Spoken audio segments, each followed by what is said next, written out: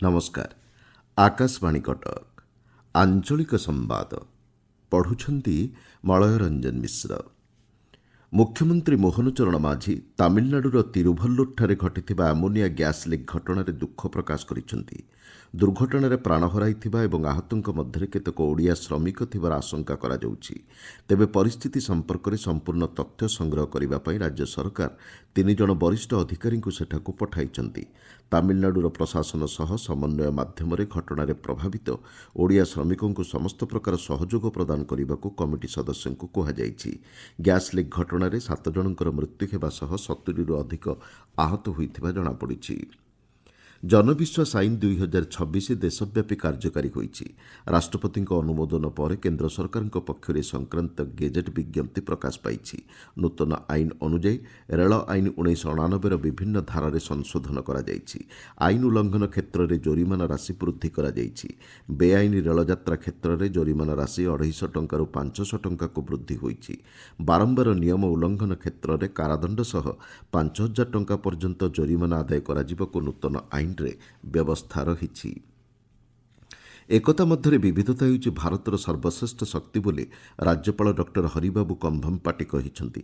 ଲୋକଭବନର new ଅଭିଷେକ ହଲ୍ରେ ଅନୁଷ୍ଠିତ ପଶ୍ଚିମବଙ୍ଗ ପ୍ରତିଷ୍ଠା ଦିବସ ସମାରୋହରେ ଯୋଗଦେଇ ରାଜ୍ୟପାଳ କହିଛନ୍ତି, ପ୍ରତ୍ୟେକ ଭାଷା, ସଂସ୍କୃତି, ପରମ୍ପରା ଏବଂ ଗୋଷ୍ଠୀ ଦେଶର ଏକତା ମଧ୍ୟରେ ବିବିଧତାକୁ ସମୃଦ୍ଧ କରୁଛି। ଏହି ଅବସରରେ ପଶ୍ଚିମବଙ୍ଗର ଐତିହ୍ୟ ସଂସ୍କୃତି ଉପରେ ଆଧାରିତ ଏକ ଅଡିଓ ଭିଜୁଆଲ୍ ପ୍ରଦର୍ଶିତ ହୋଇଛି। ରାଜ୍ୟରେ ଜାରି ରହିଥିବା ସ୍ୱତନ୍ତ୍ର ସଘନ ଭୋଟର ତାଲିକା ସଂଶୋଧନ ପ୍ରକ୍ରିୟାରେ ଗତକାଲି ସୁଦ୍ଧା ମୋଟ 99.75% ଅର୍ଥାତ୍ 3,33,15,897 ଜଣଙ୍କୁ ପରିଗଣନା ଫର୍ମ ବଣ୍ଟନ କରାଯାଇଛି।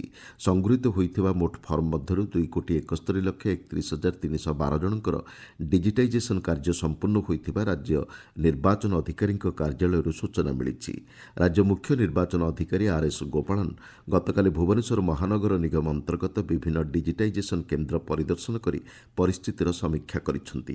ଆସନ୍ତା 28 ତାରିଖକୁ ସମସ୍ତ ପ୍ରକ୍ରିୟାର ଶେଷ ଦିବସ ଭାବେ ଧାର୍ଯ୍ୟ କରାଯାଇଛି। ରାଜ୍ୟରେ ଅପେକ୍ଷାରତ ଭତ୍ତା ହିତାଧିକାରୀଙ୍କ ମଧ୍ୟରୁ 91%ରୁ ଅଧିକଙ୍କୁ ଭତ୍ତା ପ୍ରଦାନ କରାଯାଇ ସାରିଲାଣି ବୋଲି ସାମାଜିକ ସୁରକ୍ଷା ଓ ଭିନ୍ନକ୍ଷମ ସଶକ୍ତିକରଣ ମନ୍ତ୍ରୀ ନିତ୍ୟାନନ୍ଦ ଗଣ୍ଡ କହିଛନ୍ତି। ଚଳିତ ଆର୍ଥିକ ବର୍ଷରେ ଜାତୀୟ ସାମାଜିକ ସହାୟତା କାର୍ଯ୍ୟକ୍ରମକୁ ଏନ୍ଏସ୍ଏସ୍ ପର୍ସ ପ୍ଲାଟଫର୍ମ ମାଧ୍ୟମରେ କାର୍ଯ୍ୟକାରୀ କରିବାକୁ ସରକାର ଲକ୍ଷ୍ୟ ରଖିଥିବା ମନ୍ତ୍ରୀ ଶ୍ରୀ ଗଣ୍ଡ ସୂଚନା ଦେଇଛନ୍ତି। ୟୁଜିସି ନେଟ୍ 2026 ପରୀକ୍ଷା ଆଜିଠାରୁ ଆରମ୍ଭ ହେଉଛି। ଜାତୀୟ ପରୀକ୍ଷଣ ସଂସ୍ଥା ଏନ୍ଟିଏ ପକ୍ଷରୁ ହେଉଥିବା ଏହି କମ୍ପ୍ୟୁଟର ଆଧାରିତ ସିବିଟି ମୋଡ୍ ପରୀକ୍ଷା ଆସନ୍ତା 30 ତାରିଖ ପର୍ଯ୍ୟନ୍ତ ଜାରି ରହିବ। ପ୍ରତ୍ୟେକ ଦିନ 2ଟି ସିଫ୍ଟରେ ଏହି ପରୀକ୍ଷା କରାଯିବ। କନିଷ୍ଠ ଗବେଷକ ଫେଲୋସିପ୍, ଜେଆର୍ଏଫ୍, ଆସିଷ୍ଟାଣ୍ଟ ପ୍ରଫେସର ପଦବୀ ଏବଂ ପିଏଚ୍ଡି ପାଠ୍ୟକ୍ରମରେ ପ୍ରବେଶ ପାଇଁ ଏହି ପରୀକ୍ଷା ଅନୁଷ୍ଠିତ ହେଉଛି। ଏନ୍ଟିଏ ୱେବ୍ସାଇଟ୍ରେ ପରୀକ୍ଷା ପାଇଁ ଆଡ୍ମିଟ୍ କାର୍ଡ ଉପଲବ୍ଧ ରହିଛି। ତେବେ ପରୀକ୍ଷା ପୂର୍ବରୁ ପ୍ରଦତ୍ତ ସମସ୍ତ ବିବରଣୀକୁ ସମ୍ପୂର୍ଣ୍ଣ ଭାବେ ପଢ଼ି ଅବଗତ ହେବାକୁ ଏନ୍ଟିଏ ପରାମର୍ଶ ଦେଇଛି। ରାଜ୍ୟରେ ବିଦ୍ୟୁତ୍ ଜନିତ ଦୁର୍ଘଟଣାକୁ ପ୍ରତିହତ କରିବା ଏବଂ ସୁରକ୍ଷା ସମ୍ପର୍କିତ ନିର୍ଦ୍ଦେଶାବଳୀ କଡ଼ାକଡ଼ି ପାଳନ କରିବା ଲକ୍ଷ୍ୟ ନେଇ ସରକାରଙ୍କ ପକ୍ଷରୁ ପଦକ୍ଷେପ ଗ୍ରହଣ କରାଯାଇଛି। ରାଜ୍ୟ ଗ୍ରିଡ୍ ସହିତ ନୂତନ କିମ୍ବା ନବୀକରଣୀୟ ବିଦ୍ୟୁତ୍ ଲାଇନ୍ ସଂଯୋଗୀକରଣ ଏବଂ ସୁରକ୍ଷା ଯାଞ୍ଚ ପ୍ରକ୍ରିୟାକୁ ଅଧିକ ସରଳ ତଥା ସୁବ୍ୟବସ୍ଥିତ ଲକ୍ଷ୍ୟ ନେଇ ଶକ୍ତି ବିଭାଗ ପକ୍ଷରୁ ବିଜ୍ଞପ୍ତି ପ୍ରକାଶ ପାଇଛି। କେନ୍ଦ୍ରୀୟ ବିଦ୍ୟୁତ୍ ପ୍ରାଧିକରଣ ନିୟମାବଳୀ 2023 ଅଧୀନରେ ରାଜ୍ୟ ସରକାର ଏହି ନୂତନ ନିୟମାବଳୀ ଲାଗୁ କରିଛନ୍ତି।